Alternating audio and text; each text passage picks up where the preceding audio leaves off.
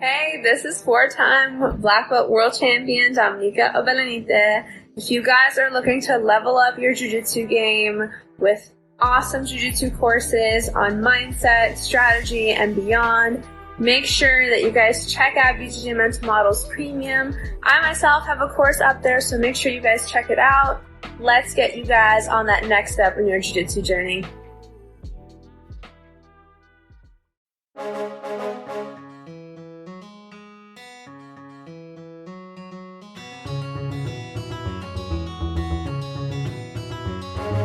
Hey, welcome to BJJ Mental Models episode 217. I'm Steve Kwan. BJJ Mental Models is your guide to a conceptual and intelligent jiu-jitsu approach, and today, joined by the newly married, newly Californian, Margot Ciccarelli. Margot, what's up?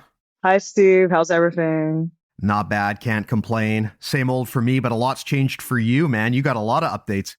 Oh my God, yes. It's been a very, very drastic lifestyle change and a lot of new life chapters, ultimately. So why didn't you talk about that? I mean, of course, I think anyone who follows you on social, probably up to speed, but just in case anyone missed the memo, what's the big news? So I'm now living in California. So I moved from East Coast to West Coast. Huge change. I joined Art of Jiu-Jitsu in October, although I was formerly with AOJ and Artos in the era of the 2014-2016 arc. So yes, we'll get into that a bit later. Also got married, so woo. That's a lot. Yes, it is a lot. I'm like just kind of thinking it over. Yeah, a lot of adjustments to the city itself. It's truly a very positive start to the new year. Awesome. Amazing. Well, I am happy to have you back on for a chat here, something that we had been brainstorming, which I think is probably relevant given your recent experience. You talked about basically sharing some of your nomadic lessons with the audience here. Before we get into that, though, are you still technically the Nomadic Mars, or are you more the stationary Mars at this point? Well, listen, my joke usually is that as I got married, it would be the grounded Mars as opposed to the stationary Mars doesn't really have the same ring to it. You know what I mean?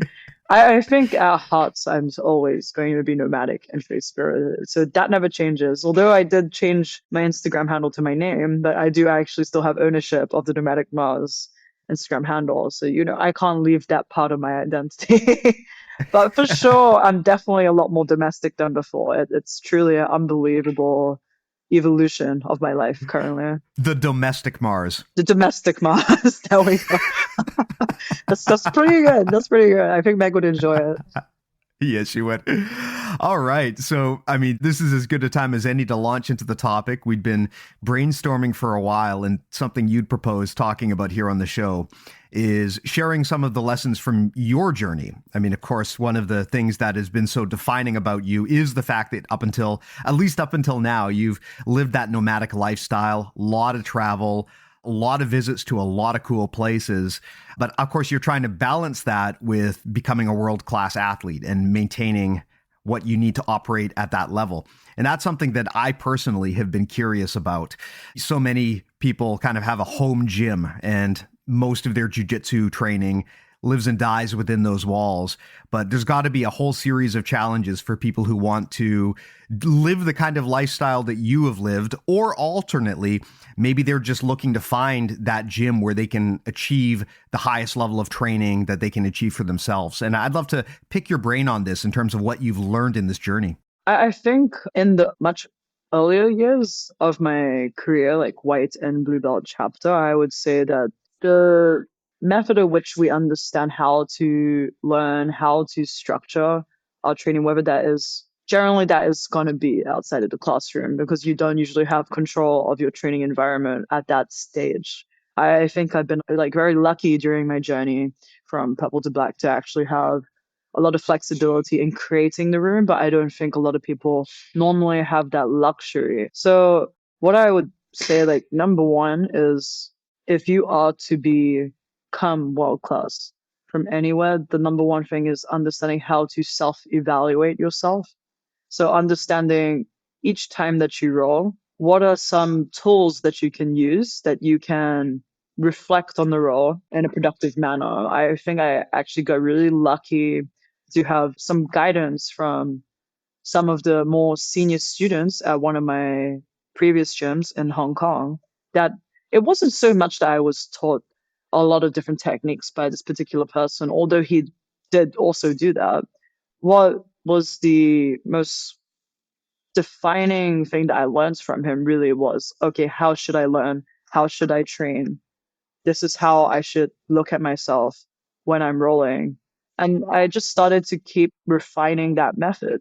Because of course you're not going to be good at it at first, you think that, okay, this is actually the thing that I'm doing wrong in the roll. But you tend to kind of over focus on the completely irrelevant thing that doesn't really add up to anything for your future progress. So I think that's something I actually do try and teach people in my online coaching, in the mentorships, because my philosophy is generally that we should want to become self-sufficient. My job as a coach is not for you to rely on me. My job is to give you tools that makes you self-sufficient. And then I will only be there to facilitate and give additional perspective. That is my personal point of view as a teacher and rather facilitator. So I think the second thing is really understanding that there has to be intention in every training session. Like you can spend a lot of years of training and really accumulated a lot of mat time without actually getting better. It's truly, you would think like that wouldn't be the case, but I've just seen this happen time and time again. There's lots of people who come in, they're just going through the motions, and ultimately it isn't really improving their skill set. They're just doing the same thing day in, day out. Yeah, I definitely can relate to that. I've seen it myself. I've even experienced that myself at some point. We've talked about this on the podcast before, about how one of the things about jiu-jitsu is that it is very addictive in a lot of ways, right? I've never really experienced anything in my life like it. It's it's a sport, it's a physical activity, but there's something about it. It's got this addictive quality that just sucks people in. And it can become an end in and of itself rather than a means. And it's easy to just go to jiu-jitsu for jiu-jitsu's sake, where you're just going because it's a fun activity. And if you're not consciously, deliberately steering your journey, you can get into these situations where you just turn your brain off and you just roll without intention. Like you said, you're kind of just doing your stuff. What tends to happen is people will gravitate towards the techniques they're most comfortable with and avoid the stuff they aren't necessarily comfortable with. And they'll just do the same thing over and over again for days, weeks, months, sometimes years.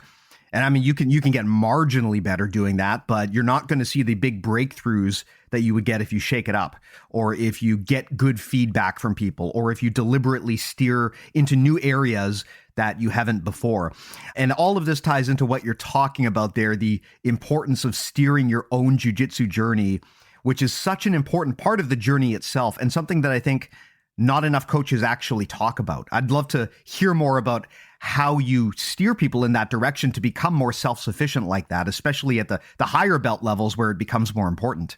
100%. I think we backtrack just 1 second and to really reveal a very simple thing that most people can do in order to really start off this process. Because of course the practice of self-evaluation doesn't really start with your human recollection of the role itself. That's a very unreliable method of thinking about your role, because we often really distort what the role felt like. We think sometimes we're much slower than we actually were, that we were in a particular position that we weren't in. It's truly crucial at some point during your training week. It doesn't have to be every day, but that you do film yourself, because there have been a number of people that I've ended up coaching that it's the very first thing that I'll ever tell anyone to do before working with me, that I need a whole week to just observe movement patterns.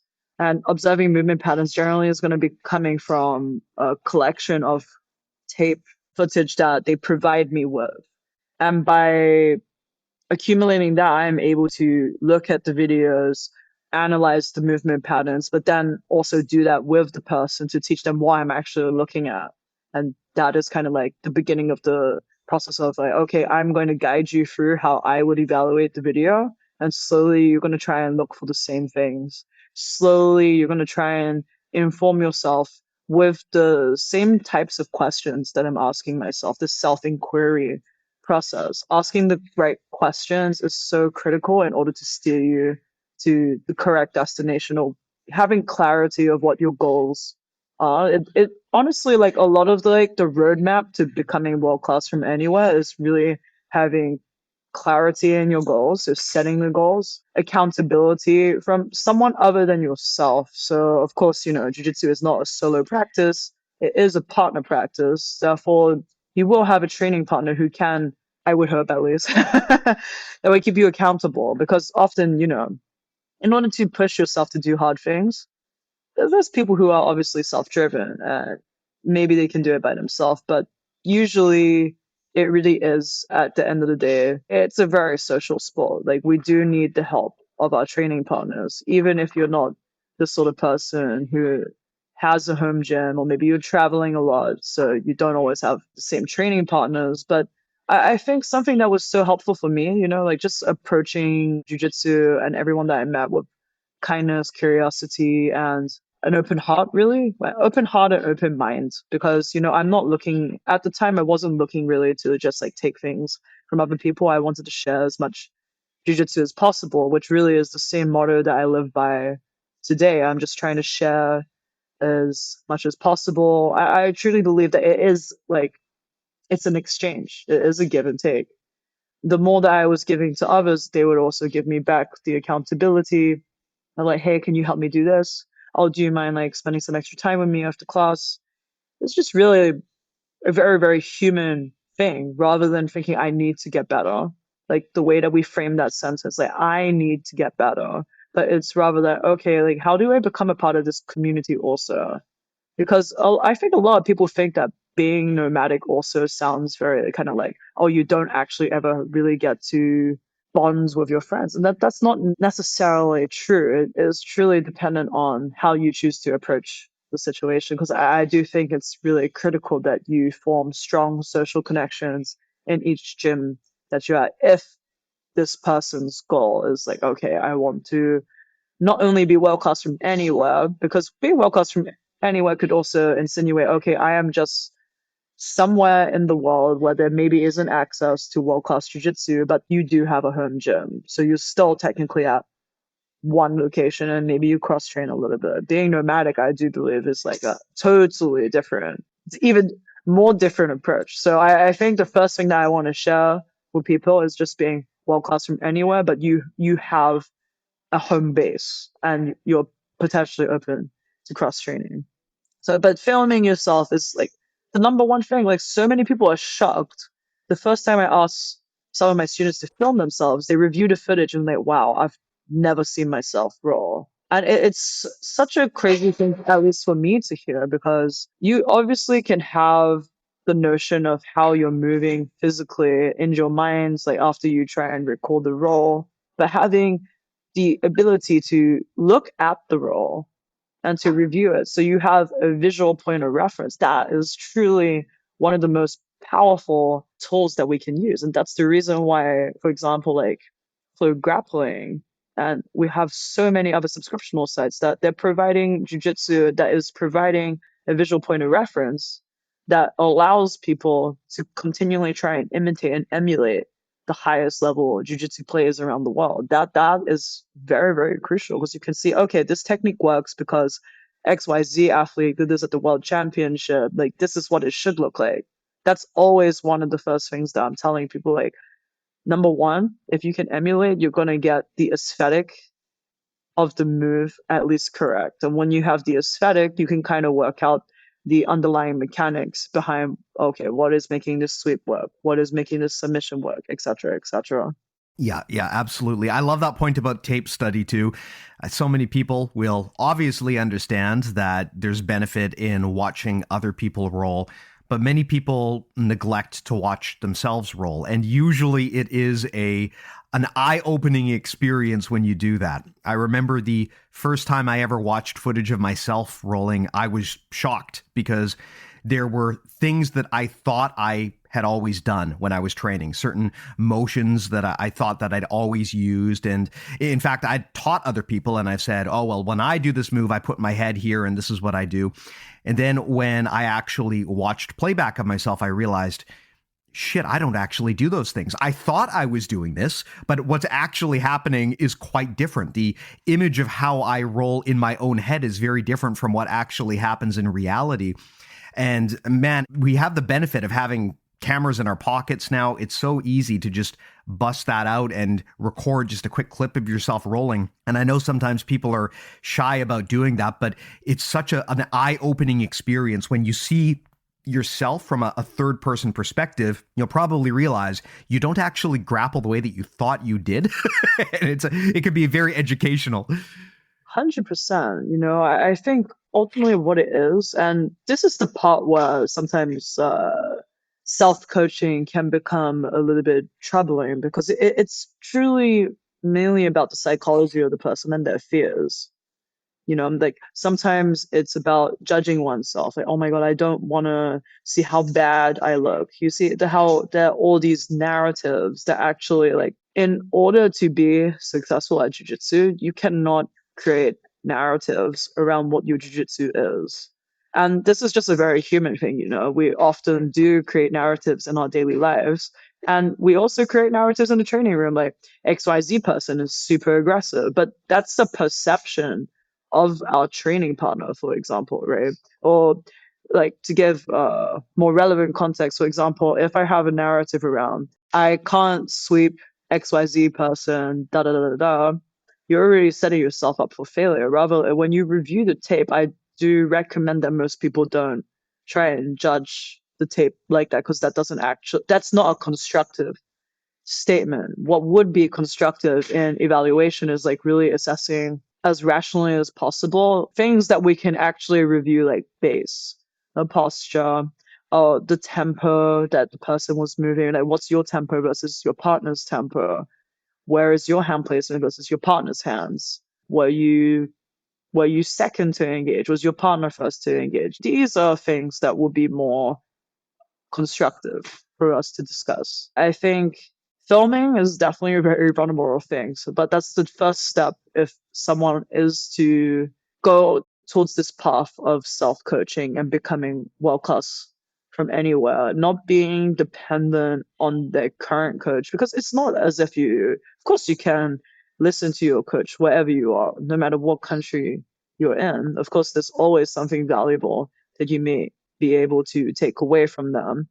But it's also very important that we become self-reliant. We understand that we don't have to be spoon-fed for information. Also trust our intuition, because that this part, trusting our own intuition and not saying statements like, oh, but like, I'm just a blue belt, I wouldn't know any better. It's nothing to do with the belt. This is human movement.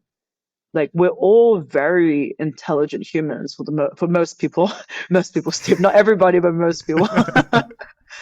It's so critical that we have some faith in what we're doing. If we fail, that's fine, but we will later learn. Also, you know, through discussion and workshopping with our training partners, we can find ways to make the position better.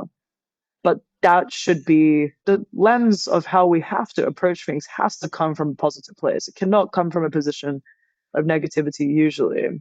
But generally, when I have coached people who have a lot of narratives around their jiu-jitsu, or like I've probably said in a previous episode that jiu-jitsu is very linked to personality, and it will reveal our strengths and weaknesses.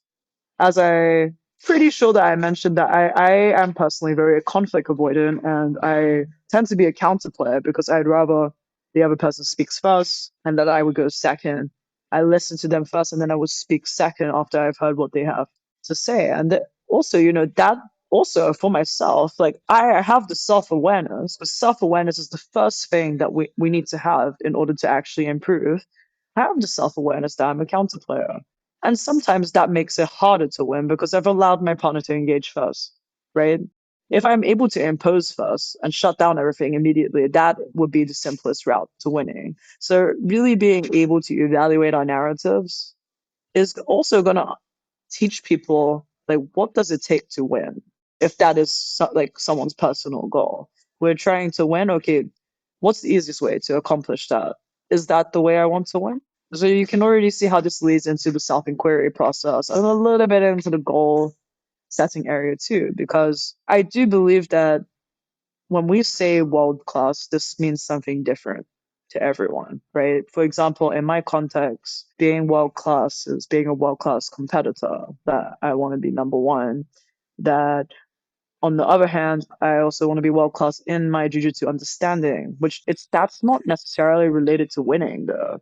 For me, that's related to depth of my understanding in all the positions possible in the movement platform of jujitsu. Like I think that is overall my main definition of what world class means. Yeah, yeah. And you bring up some great points there about how labeling yourself can be dangerous, but also important. I mean, you want to understand who you fundamentally are, but also, like you said, a lot of people have a tendency, I think, to put labels on themselves that can be self-limiting. Yes, yeah, exactly. Self-limiting is perfect. Yeah. It's one thing to say, I mean, this is all like growth mindset stuff, right? It's one thing to say, here's where I am now. I observe that this is how I'm grappling at the moment, and I want to work on some things.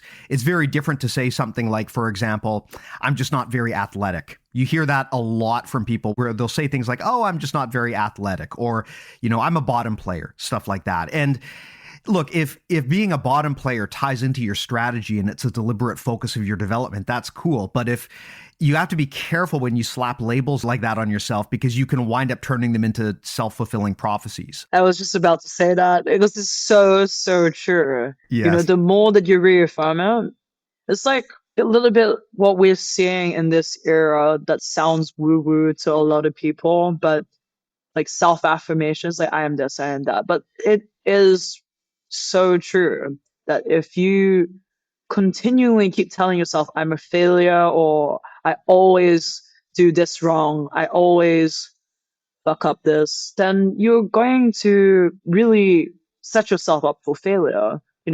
For many years, I always said, I'm a God player, I'm a God player, I'm a God player, and it is, I wouldn't say so much as a self-limiting belief, but it gave me fear to perform in other ways in competition, because I have all the freedom in the classroom to be whatever I want to be, right?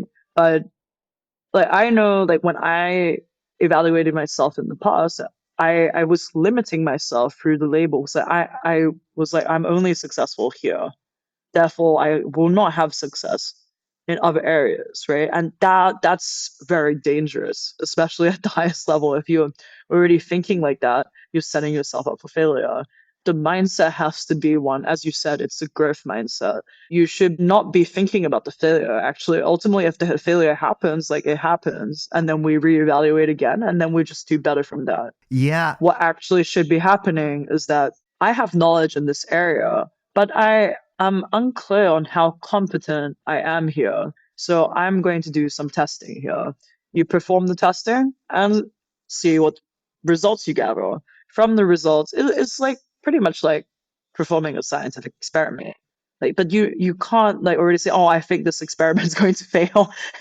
Like you can obviously have that hypothesis, right? But I don't believe that, especially for people who are trying to perform at a high level in sports, that is the way to go. If you look at most people who are really successful in sports, no matter what sport it is, tennis or football, there is a very special psychology of a star player. Yeah, yeah. There's a refusal to accept limitations that other people might just accept and take for granted or believe about themselves. Exactly. Yes. Yeah, the big thing being, I'm not so good at this or I'm not so good at that. Those can become self-limiting and self-fulfilling prophecies, like I said, because if you say it enough, it's going to eventually imprint itself on your understanding of yourself, and you're just going to instinctively steer away from the things you're not good at, which is unfortunate because that's the opposite of how you're supposed to do skill development. You're supposed to invest specifically in the things that you're not good at,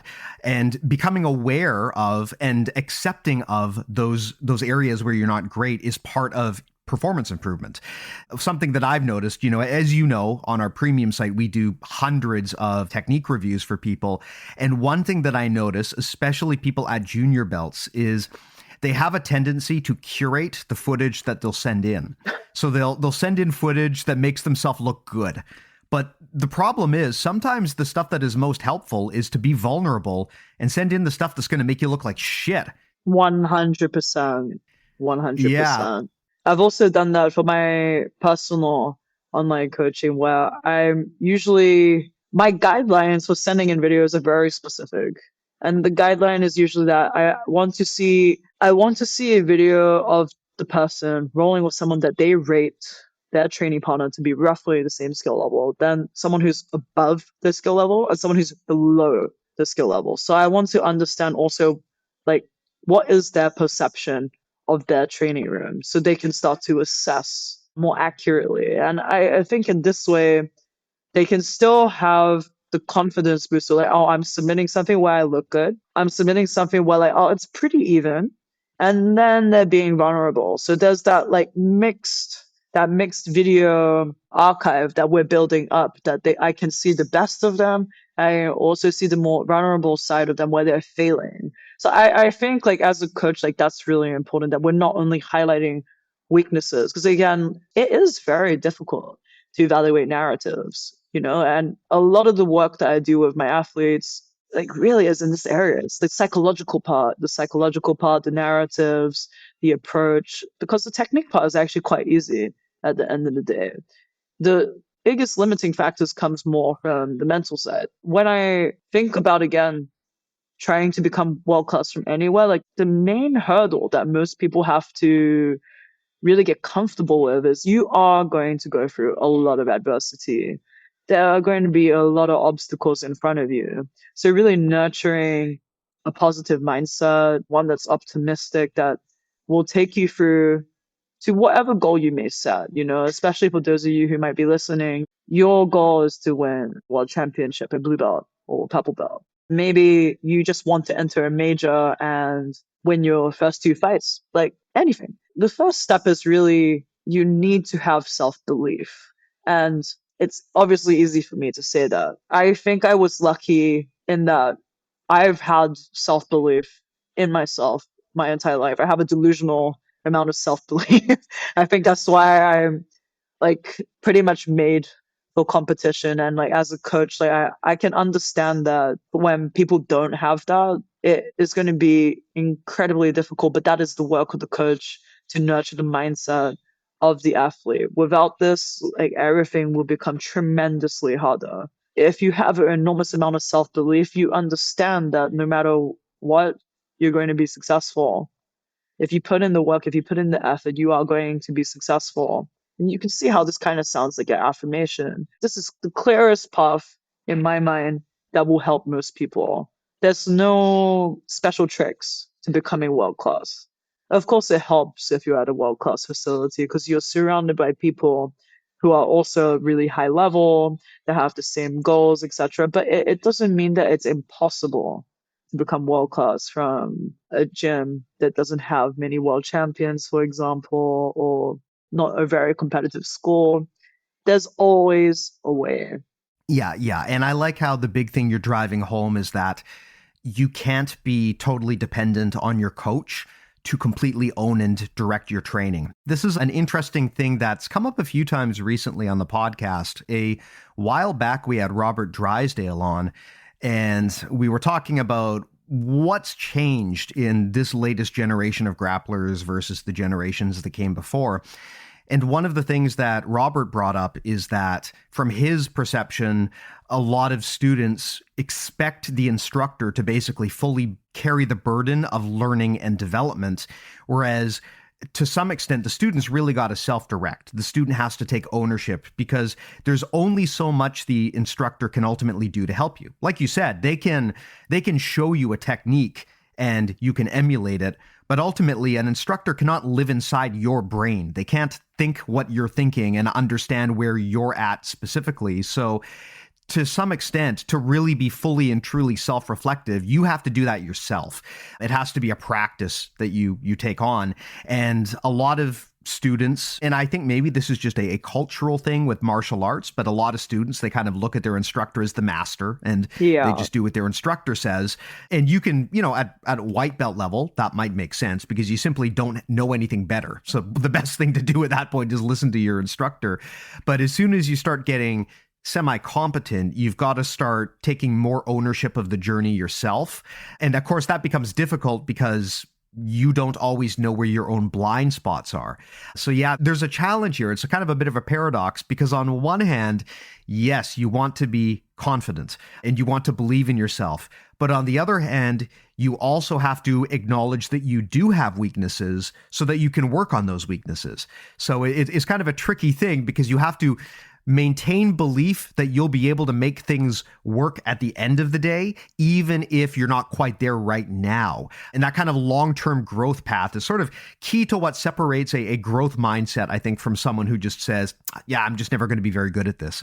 I think it's very interesting to discuss, but if we think about this more in terms of like a work context, that people are going to their job, there isn't a natural assumption that they're just going to be totally incompetent at their job, and like there isn't always the general assumption like, oh, like my boss has to tell me everything about what I have to do. Of course, some people live their life doing that, but I think a lot of the people who really thrive in their work careers, like they also have this same mindset, and it should be translated across and applied in jiu-jitsu in the same way. I think effectively, it's a really great point that you raise that Drysdale was also saying that people were formerly very dependent on the coaches.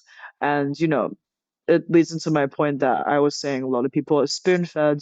This generation is studying a lot more. I think the best thing that we could really do as teachers, and I hope in the future classroom environments, is that we try and give all the tools to the students that they kind of have the foundation of their jujitsu. So I think that actually doesn't take a very long amount of time to do.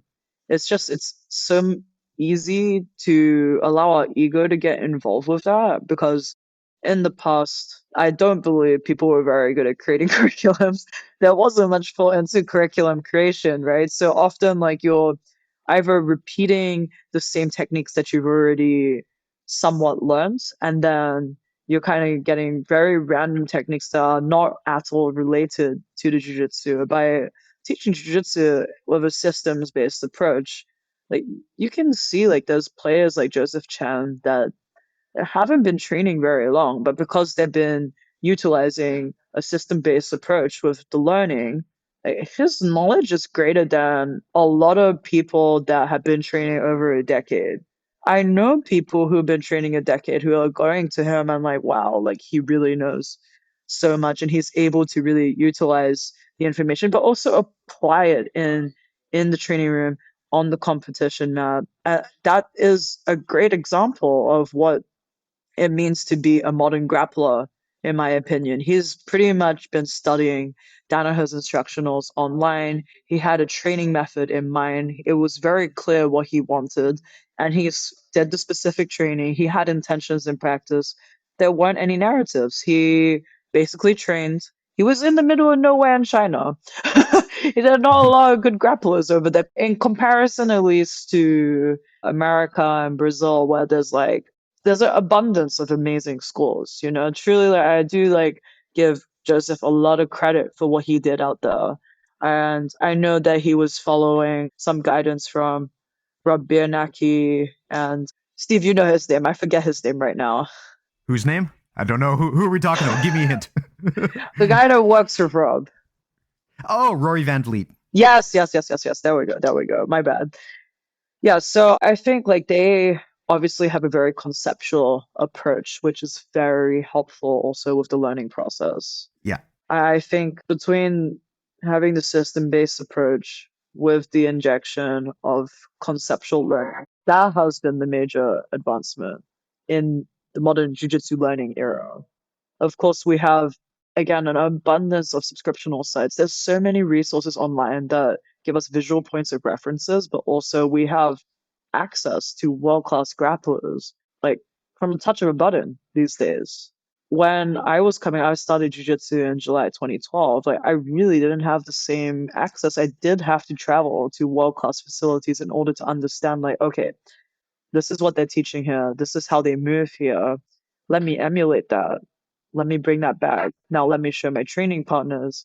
Now let's all workshop it all together. There was just so much back and forth in terms of travel. Pretty much I was nomadic, traveling across the world, going on this jujitsu pilgrimage to try and get information. Whereas now we have, like, thankfully, amazing resources like BJJ Fanatics, Jiu-Jitsu X, Submeta, which is La Kunjal's subscriptional site. It's truly one of the best subscriptional sites that I've seen. So highly recommend people to take a look at that if they have the opportunity to. There's just so much access to information. So understanding between having reliable and trustworthy sources to look for world-class jiu-jitsu, that's also a point that we need to take into account. That paired with evaluating narratives, like trying to really own that, because a lot of people just push it aside or they try and get away from uncomfortable things. They're given to their fears. That's a big issue for a lot of world class competitors too. It's the big difference between whether you're gonna get first place at a major or you're just slightly missing the podium. Often it is the psychology. You know, sometimes there's like world class grapplers who buy into the hype of like, oh my god, so and so is like the top dog. Like, I'm so scared. It's just because like every media outlet has been advertising this person and promoting this person. And that again adds to the psychological battle. We have to understand that jujitsu is not solely just a physical pursuit or a physical art. Everything has to be taken into account. It is so, so mental. Yeah, it absolutely is. And that's an area of the coaching game that has been, I'd say, generally neglected, at least until recently, perhaps. There's been such an emphasis on the technical side of jiu-jitsu. And even then, the way that technique is often shown, where it's kind of a monkey see, monkey do approach, you know, it's not really a back and forth. Sometimes there's not even a lot of explanation or understanding. It's more just, here's how I moved, copy it. That's generally the main way that instructors teach. And there aren't that many instructors who really talk extensively about mindset or the science of how to train effectively. And we've been trying to explore those conversations a lot recently. And I've learned a lot talking to people who study and practice in that space, because you're right. That is such a limiting barrier for so many people, just a lack of self-confidence or lack of self-belief or labels they've attached to themselves that silently steer you in one direction versus another. And it happens to everyone. It even happens to world-class athletes. I mean, we've talked to multi-time world champs on this show who have confessed that they battle with confidence issues. Everyone does it at some time, but how you deal with that and the relationship you have with your own insecurities becomes very important in terms of how you can grow and get better. Because like you said, the more aware of and accepting of and willing to work with your own insecurities, the more likely you're going to be to surpass them. 100%. And let me give you a really good one that everyone can relate to. I'm not strong enough. Yeah, like I know a lot of women say this, but it's to have the understanding that you don't necessarily need to be strong to win a role. It's to understand how can we improve our jujitsu that becomes less relevant, right? And of course, like, you need to have enough knowledge in order to actually crush that belief. So of course there is a level of guidance that a coach should be giving, or there has to be access to this information, that you need to have a good understanding of basic physics, or just the understanding of timing to understand, okay, if my physical attribute is not that I am the strongest person in the room, and one of the smaller women in every training environment that I go to, right? So I can't necessarily say like, oh, I'm gonna own everyone today just based on my strength. Like, that's most likely not gonna happen, right? So, and what would be productive for my training session is understanding, okay, I'm going to train with this group of training partners today. Maybe one's a heavyweight, one's a featherweight, etc., etc. I need to have a different approach with each person that I'm going to be sparring with also. Because if I'm sparring with the same approach that if I'm rolling with the heavyweight and I have the same approach that I have with the featherweight, it's not necessarily going to work out because, of course, the timing component is so important in that. I always reference this in seminars that I teach or often in privates, but very basic force equals mass times acceleration. In order to produce more force, given that we're a fixed mass and we're not gaining weight during our session, a certain amount of acceleration needs to occur if we want to produce more force that we may need to complete a sweep or to complete a takedown, etc., or having the correct direction of which I will be able to off balance my partner, being able to read space appropriately. And again, this goes back into like why conceptual learning is much more helpful, because if you have an idea of how to relate to space, just like around your own body, firstly, and then, oh, how do I look at space in relation to my partner and in relation to the floor? This is something that I often talk about when I'm trying to teach beginners or people who are just quite new to jiu-jitsu, because I think that really fast tracks a lot of learning. When you just try to isolate the technique, it becomes super black and white. But to understand space overall, like, okay, what is actually required to complete a sweep? Again, that goes back into the goal setting part. So, okay, I want to have high level understanding of how sweeps work. It's not I want to learn 5 sweeps from every guard position. Of course, that's a great goal also to have, like learning 5 sweeps, 3 to 5 sweeps from every position, especially when you're starting off. But then after you do that, it's really like having that deep dive into each technique. Like, okay, why does this sweep work? Like, what is my body doing that's allowing me to sweep my partner? Like, how am I affecting that base? What is the shape of that body like when I'm starting the sweep, in the middle of the sweep, at the end of the sweep? Because I often reference a lot of sweeps as looking like a forward roll or backward roll, right? So we're almost forcing someone to roll over. So if we can imagine the aesthetic, the body shape of my partner as that takes place, why a sweep may or may not be successful. It's often about like, okay, like, do you know what sort of body shape you're trying to create? How are we trying to eliminate potential points of their base, etc.? And again, that's the self-inquiry process. Asking ourselves the right questions will really enhance how we're able to improve our jiu-jitsu by ourselves. Yeah, that's a really, really important point. And it kind of ties into something that you talked about earlier when you were talking about tape study. What I've often found is, look, when you go to the gym and you go to a regular class, usually what's going to happen is the instructor has some agenda that they want to work on for the day, but they have to kind of tailor their education to the lowest common denominator. There may be a whole bunch of people in the room, and they have to provide some generic instruction that everyone can just pick up and use.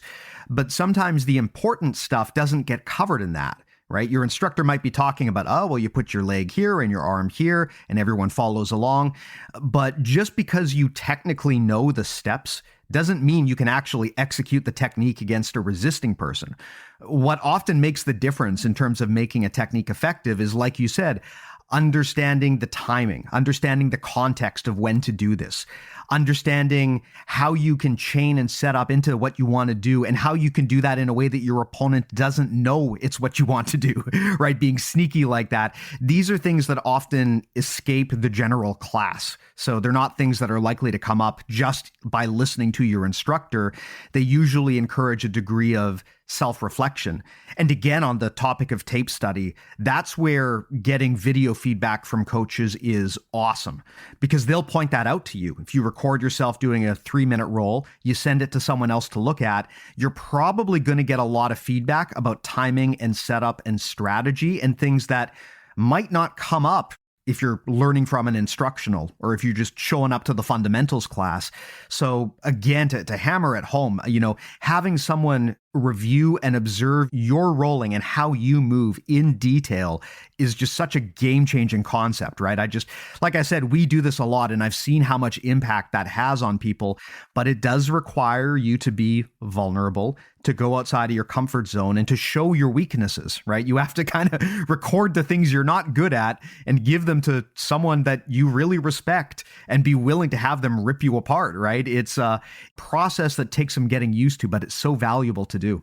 I think that the biggest obstacle in most people's way is themselves. And when people can own that, and this is myself included at times, because I know I'm my own limiting factor at times when I don't win what I want to, right? Like I know all the reasons why, and I know exactly what I need to do in order to win or in order to improve.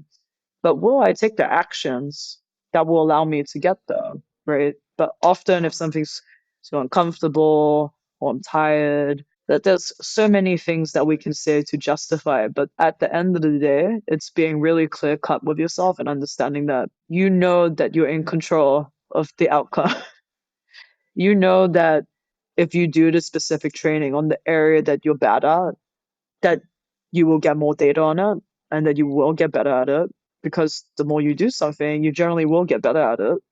You just have to keep changing the approach if it's not working. Like, okay, like I lost this specific training round in 50-50. So let me specific train. If I keep losing, let me dial down the resistance. Okay, I'm getting better at this level of resistance. Let me up the resistance now. Okay, like which position am I getting more caught in? Like what am I susceptible to in the 50-50 position, for example? Okay, let me do 50-50 with another partner, gather more data, gather more data, gather more data. It's a studying process. And I think when we look at it from a more academic approach, it's easier to separate the emotion from the jujitsu, because actually I think a lot of people have an issue with making it too emotional with the process. And I think, as you said, it's truly beneficial, even if you're not really getting video feedback from coaches, that you ask a friend in the training room to take a look at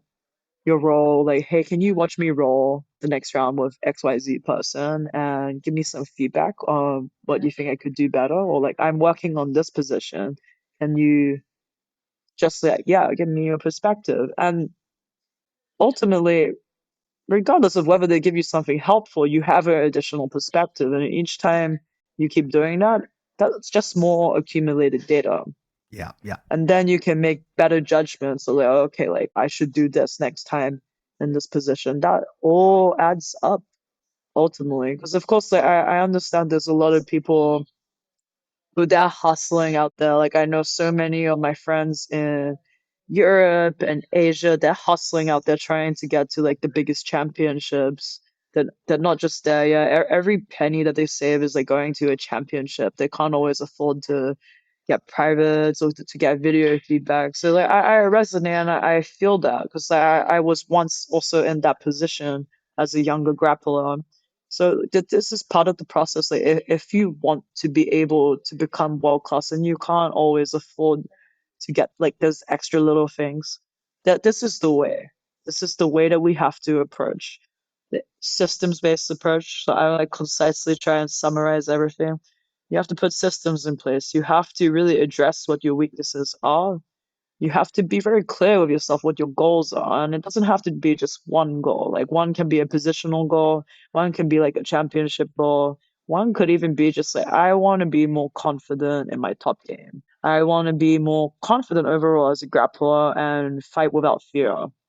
I don't want to be afraid I'm going to get hurt every session. I don't want to keep saying that I'm not strong enough, because a lot of the time people have more than enough strength to take themselves through the burden of daily life. Sometimes daily life is much harder than jiu-jitsu. You know what I mean? The evaluating your narratives. Sometimes that's going to be really hard to do by yourself. This may take some time, but be patient with that. Getting accountability from your training partners, because understand at the end of the day, this is not a solo sport. It is really dependent on the people in the room, whether that is a group or you're in a team. Even if you're nomadic, it does really help to have reliable and valuable friends, valuable training partners. And yeah, if you can really get away from being afraid, embracing the vulnerability, embracing that it's okay to be put in bad positions. Like no one's judging you if you get, and firstly, even if the person is judging you, I can tell you the amount of times I put myself in bad positions at AOJ that like sure maybe people are judging me, but ultimately I don't care because it's not the competition. You know, like I also need to learn. I want to understand what reactions they'll do when I get into that position. Can I get out? Am I able to get out? Was I too tired? Did I take too long to react?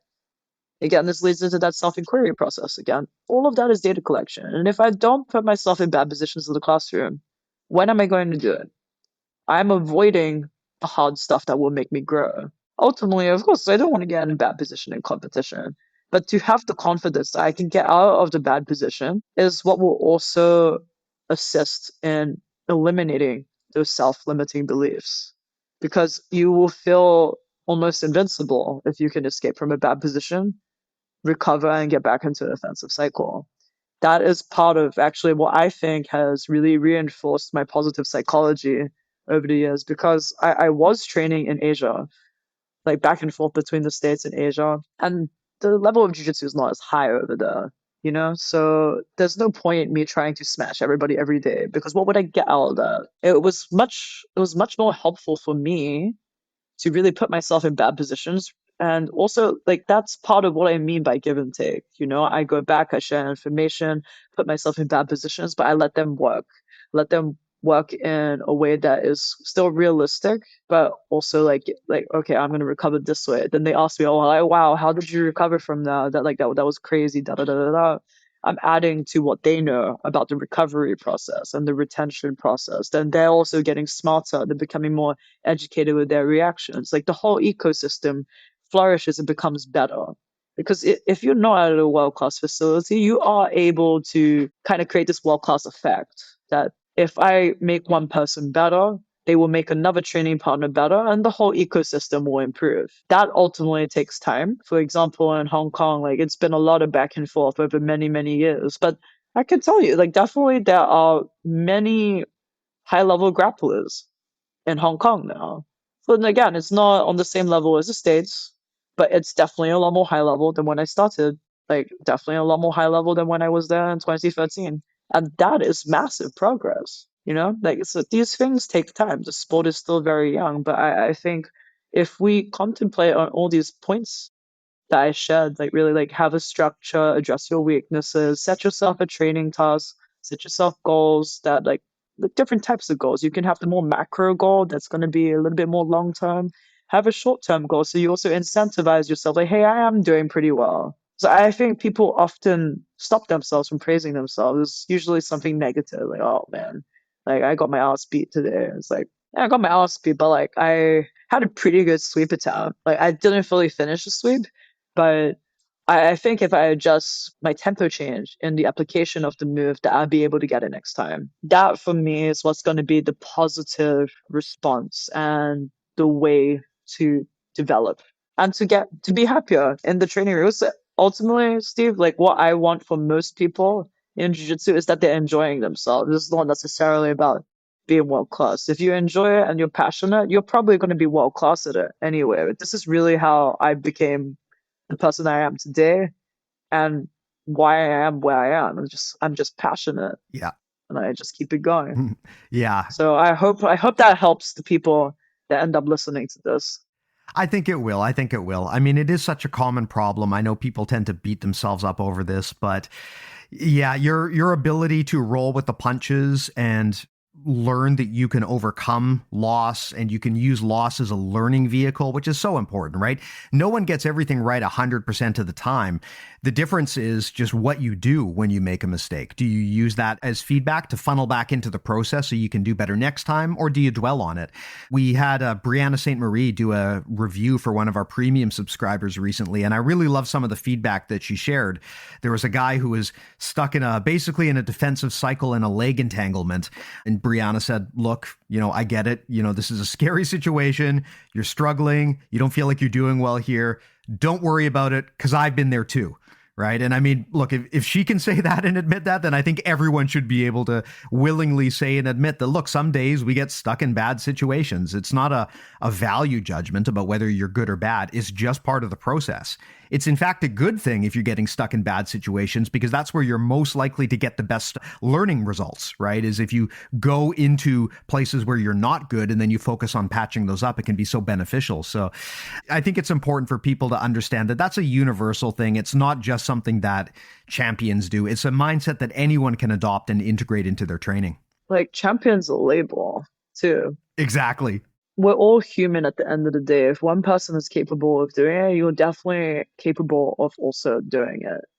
I think a lot of people, this is one more about the last narrative, okay? So and so has been training since they were 6 years old. There's no way I'd be able to catch up. That's the narrative.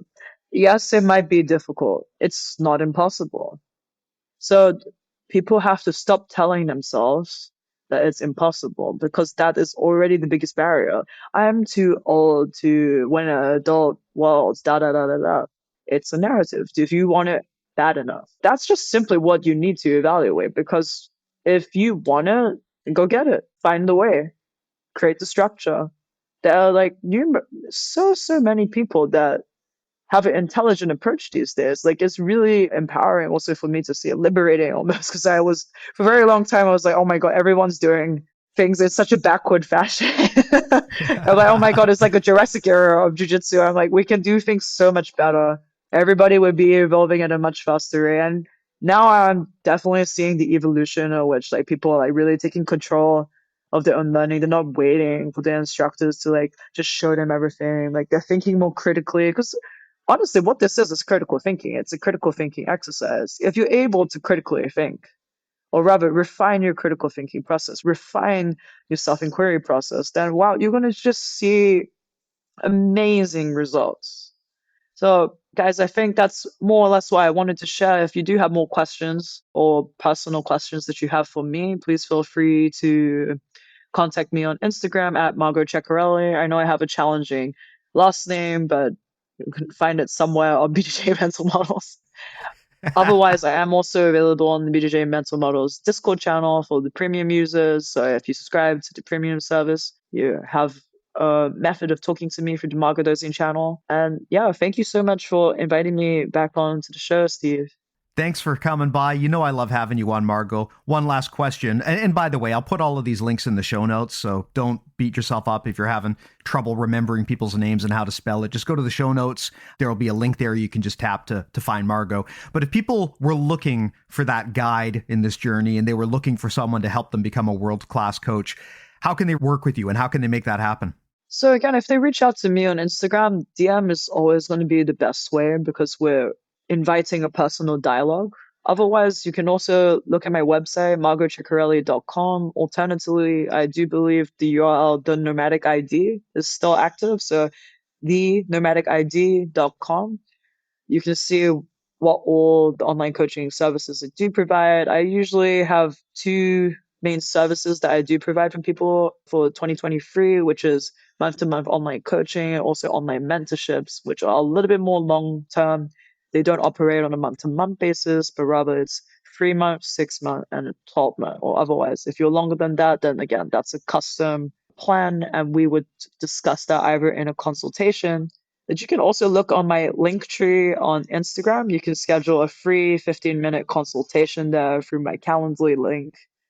Otherwise, yeah, DM is definitely the way to go.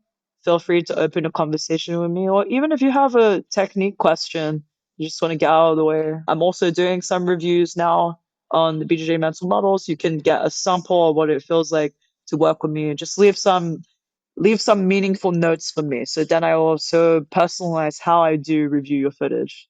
Yeah, absolutely. That's a great transition. I mean, I think everyone knows this show is brought to you by BJJ Mental Models Premium. That's why you don't have to listen to ads for Manscaped and Blue Chew.